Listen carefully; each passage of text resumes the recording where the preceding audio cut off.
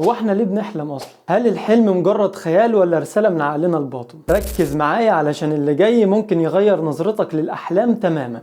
قبل ما نبدأ ما تنساش تتابعني واللايك الجميل، ويلا نبدأ. الأحلام أوقات كتير ما بتكونش مجرد لقطات عشوائية دماغك بتفبركها وانت نايم. العلم بيقول إن الأحلام ممكن جدا تكون وسيلة للعقل الباطن إنه يفرغ الزحمة اللي جواه. بس في نظرية تانية بتقول إن العقل الباطن مش بيفرغ الزحمة وبس، ده بيبعت لك رسائل وإشارات وحاجات انت مش مديها اهتمام وانت صاحي، بس عقلك شايفها مهمة جدا. وساعات بيكون محاولة من العقل يفهم الواقع اللي احنا مش فاهمينه واحنا صاحيين. بس المثير بقى ان علماء زي كارل يونغ كانوا شايفين ان الاحلام دي رسائل من اللاواعي، ممكن تحذير او رسالة او حتى تلميح لحاجة جاية. وكمان في دراسة اتعملت في جامعة هارفارد بتقول ان الاحلام ممكن تكون محاولة من دماغك انه يرتب المعلومات او يحل مشاكل لسه ما اتحلتش في الواقع. بمعنى ان انت وانت صاحي دماغك شغال، وانت نايم دماغك بيكمل شغل يمكن بكفاءة اكتر مما كنت صاحي. في الاخر حتى لو الحلم مجرد خيال ده مش معناه ان ملوش قيمة. دماغك ممكن يكون بيقولك حاجة او بيحاول يريحك من التفكير الذهني. المهم انك دايما تفتكر ان الحلم مش مجرد فيلم عابر، ممكن جدا يكون في رسائل من عقلك الباطن تستحق انك تكتشفها.